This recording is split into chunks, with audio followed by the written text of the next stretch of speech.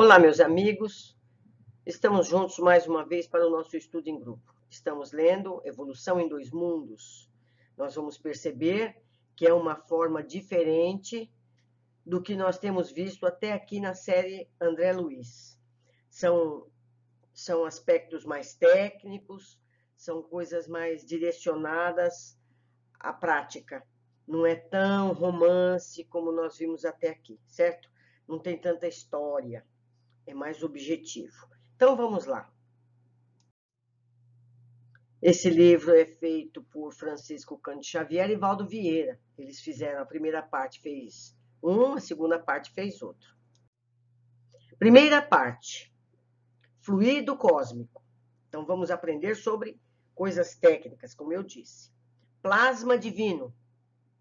O fluido cósmico é o plasma divino, hausto do Criador, ou força nervosa do todo sábio. Nesse elemento primordial, vibram e vivem constelações e sóis, mundos e seres, como peixes no oceano. Cocriação em plano maior.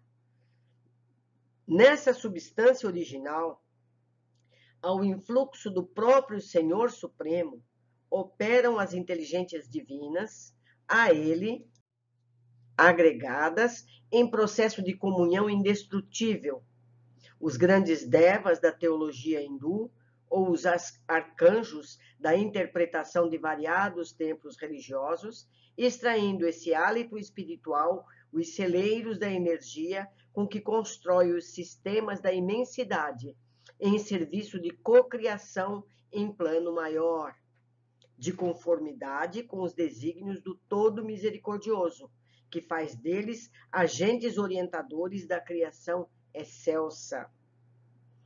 Essas inteligências gloriosas tomam o plasma divino e convertem-no em habitações cósmicas de múltiplas expressões, radiantes ou obscuras, gaseificadas ou sólidas, obedecendo às leis pré-determinadas, quais moradias que perduram por milênios e milênios, mas que se desgastam e se transformam, por fim, de vez que o espírito criado pode formar ou co-criar. Mas só Deus é o Criador de toda a eternidade. Fazendo um parênteses, Jesus é um desses seres, e foi dado a ele a construção da terra. Então, Jesus, o Cristo, é o Criador, o formador, o organizador do nosso planeta. Ele é o nosso governador. Continuando. Impérios estelares. Devido à atuação desses arquitetos maiores, surgem nas galáxias as organizações estelares como vastos continentes do universo em evolução, e as nebulosas intergalácticas como imensos domínios do universo, encerrando a evolução em estado potencial, todas gravitando ao redor de pontos atrativos, com admirável uniformidade coordenadora. É aí, no seio dessas formações assombrosas, que se estruturam interrelacionados a matéria, o espaço e o tempo, a se renovarem constantemente, oferecendo campos gigantescos ao progresso do espírito. Cada galáxia, quanto cada constelação, guardam no cerne a força centrífuga própria, controlando a força gravítica, com determinado teor energético apropriado a certos fins.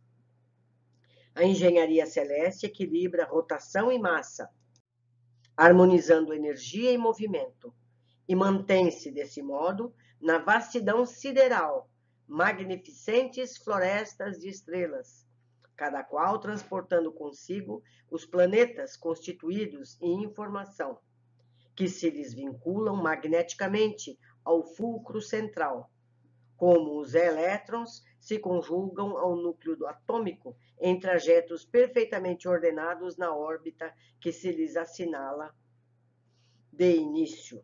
Então, ele está aqui comparando cada sistema de estrela, o Sol é uma estrela, como um núcleo atômico, em que os elétrons giram em volta. Então, nós temos em volta do Sol todos os planetas girando, tendo ele como a âncora central. Nossa galáxia. Para idearmos, de algum modo, a grandeza inconcebível da criação, comparemos a nossa galáxia à grande cidade, perdida entre incontáveis grandes cidades de um país, cuja extensão não conseguimos prever. Tomando o Sol e os mundos, nossos vizinhos, como apartamentos de nosso edifício, reconheceremos que em derredor repontam outros edifícios em todas as direções. Atestando instrumentos de longo alcance da nossa sala de estudo, perceberemos que a nossa casa não é mais humilde, mais que inúmeras outras que superam as expressões de magnitude e beleza. Aprendemos que, além da nossa edificação, salientam-se palácios e arranha-céus, como Betelgeuse, que é outra estrela. No distrito de Órion, Canopus, na região do navio, Arcturus, no conjunto do boieiro, Antares, no centro de Escorpião, e outras muitas residências senhoriais, imponentes e belas, exibindo uma glória perante a qual todos os nossos valores se apagariam. Então, ele está comparando aqui o nosso sistema solar como muito humildezinho perto de outros tantos maravilhosos que existem espalhados pelo universo. Por processos ópticos, verificamos que a nossa cidade, ou seja, o nosso sistema solar, apresenta uma forma espiralada, a que a onda de rádio, avançando com a velocidade da luz, gasta 1000 séculos terrenos para percorrer o diâmetro da nossa galáxia, não é nem do sistema solar. Nela, surpreendemos milhões de lares, nas mais diversas dimensões e feitios, instituídos de há muito, recém-organizados, envelhecidos ou em vias de instalação, nos quais a vida e a experiência enxameiam vitoriosas. Forças atômicas. Toda essa riqueza de plasmagem nas linhas da criação erguem-se à base de corpúsculos sob radiações da mente, corpúsculos de irradiação que, no estado atual dos nossos conhecimentos, embora estejamos fora do plano físico, não podemos definir em sua multiplicidade e configuração, porquanto a morte apenas dilata as nossas concepções e nos aclara a introspecção, iluminando-nos o senso moral, sem resolver de maneira absoluta os problemas que o universo nos propõe a cada passo, com os seus espetáculos de grandeza. Sob a orientação das inteligências superiores, congregam-se os átomos em colmeias imensas, e sob a pressão espiritualmente dirigida de ondas eletromagnéticas, são controladamente reduzidas às áreas espaciais infraatômicas, sem perda de movimento, para que se transformem na massa nuclear adensada, de que se esculpem os planetas, em cujo seio as mônadas celestes encontrarão adequado berço ao desenvolvimento. Semelhantes mundos servem à finalidade a que se destinam, por longas eras consagradas à evolução do espírito, até que, pela sobrepressão sistemática, sofram o colapso atômico, pelo qual se transmutam em astros cadaverizados.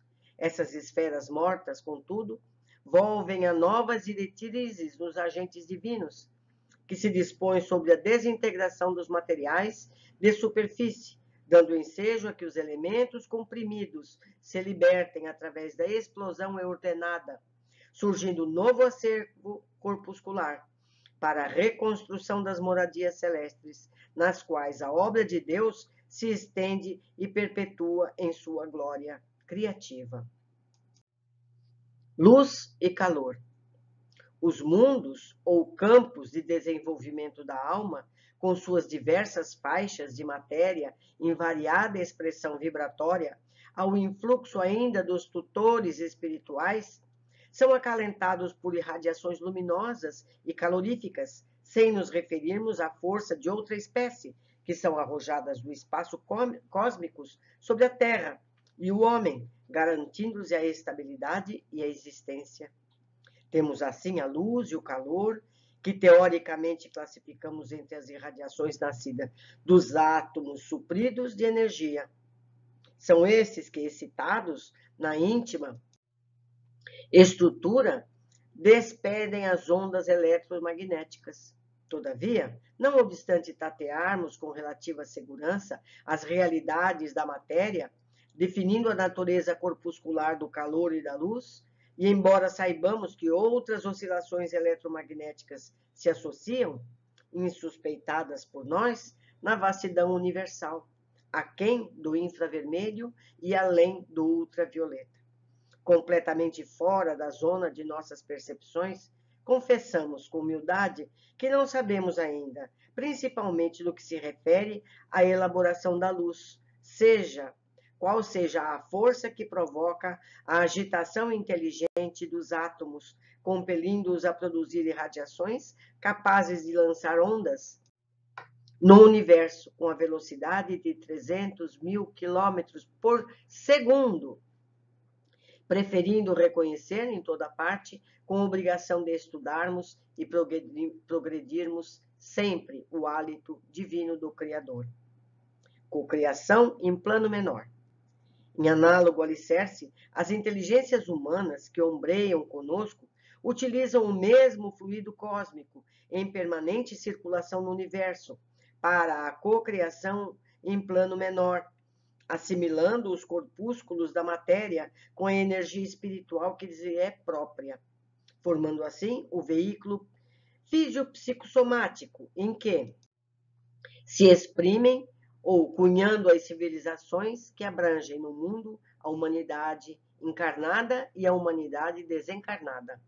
Dentro das mesmas bases, plasmam também os lugares entenebrecidos pela purgação infernal, gerados pelas mentes desequilibradas ou criminosas nos círculos inferiores e abismais, e que valem por aglutinações de duração breve no microcosmo em que estagiam sobre o mesmo princípio de comando mental, com que as inteligências maiores modelam as edificações macrocósmicas que desafiam a passagem dos milênios. Cabe-nos assinalar desse modo que, na essência, toda a matéria é energia tornada visível. Toda matéria é energia tornada visível e que toda energia, originadamente, é força divina de que nos apropriamos para interpor os nossos propósitos aos propósitos da criação, cujas leis nos conservam e prestigiam o bem praticado, constrangendo-nos a transformar o mal de nossa autoria no bem que devemos realizar, porque o bem de todos é o seu eterno princípio. Compete-nos, pois, anotar que o fluido cósmico ou plasma divino é a força em que todo o universo, nos ângulos variados da natureza, motivo pelo qual já se afirmou, e com toda razão, que em Deus nos movemos e existimos. Então, o que a gente percebe nessa introdução? Que nós estamos imersos no corpo divino. Deus é todo o universo. Em Deus nos movemos e existimos. Isso foi psicografado em Uberaba no dia 15 de janeiro de 1958. Paulo de Tarso, capítulo 17, versículo 28, nota do autor espiritual. Meus amigos, vocês percebem que essa obra é toda voltada para a parte científica do cosmos, da criação divina. Pode parecer um pouco árduo, mas eu gostaria que vocês lessem esse material. Porque hoje entendemos um pouquinho, amanhã entendemos mais um pouquinho, porque o saber liberta.